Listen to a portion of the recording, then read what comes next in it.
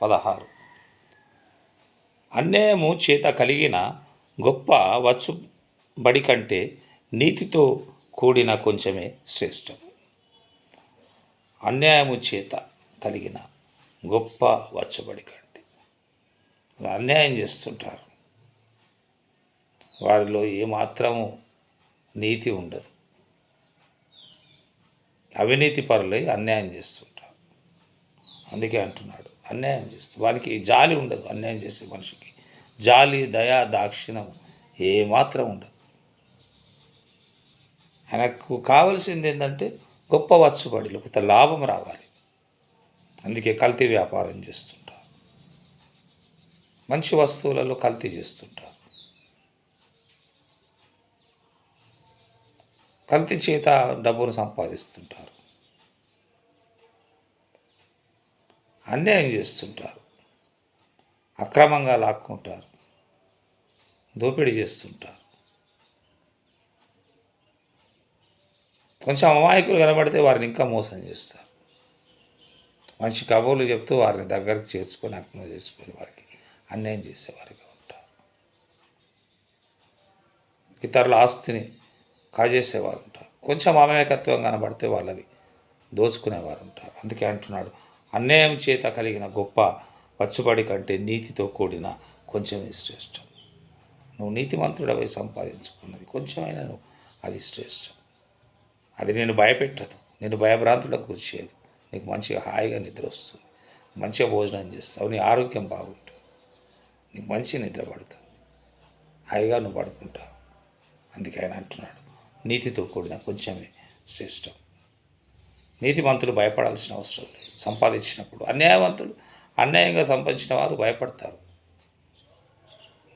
వాళ్ళ మీద income tax ఎప్పుడు ఆఫీసర్స్ ఎప్పుడు రైడ్ చేస్తారో అనే భయం వాళ్ళకు ఉంటుంది.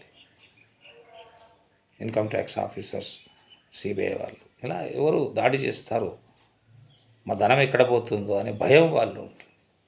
ఎందుకంటే వారు అన్యాయం చేత సంపాదించినమని వారికి తెలుసు కాబట్టి వారు భయపడుతూ ఉంటారు. కానీ నీతిమంతుడు భయపడు. నీతిమంతుడికి అది గొప్ప, మరి కొంచెమే శ్రేష్టం.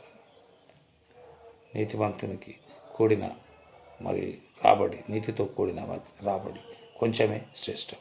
నీతిమంతుడు సంపాదించేది కొంచెమైన శ్రేష్టము. నెమ్మది లేకుండా విస్తారమైన ధనముండుట కంటే యెహోవా యందలి భయభక్తులతో కూడిన కొంచెము కలిగి ఉండటం మేలు. అవును, నెమ్మది లేకుండా విస్తారమైన ధనం ఉండుట కంటే, నెమ్మది లేకుండా, సామెతలు 15:16. నెమ్మది లేకుండా విస్తారంగా ధనం ఉంటే నెమ్మది ఉండదు. దాని మీదనే ఆలోచన ఉంటుంది. మరి యెహోవా యందలి భయము, దేవుని యందలి భయముతో కూడిన కొంచెం కలిగి ఉంటుంది. దేవునితో కూడిన భయం. విస్తారమైన ధనం ఉన్న వాళ్ళకు దేవుని భయం ఉండదు.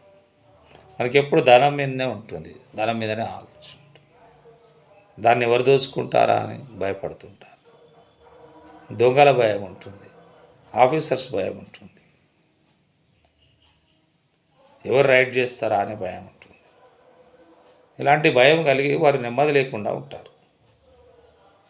వారికి శాంతి ఉండదు. పైకి బాగానే పడతారు, కానీ వారిలో నెమ్మది లేదు.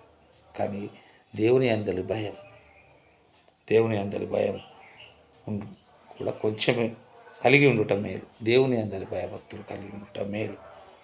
దేవుని యందలి భయభక్తులు కలిగి నీకు కొంచెం కలిగి ఉండటం మేలు. నీకు ఎక్కువ ఆస్తి ఉండాల్సిన అవసరం లేదు. యెహోవా యందలి భయభక్తులతో కూడిన కొంచెము కలిగి ఉండటం మేలు. కొంచెము కలిగి ఉన్నావా, దేవుని భయభక్తులతో ఉన్నావా, అదే నీకు మేలు అని.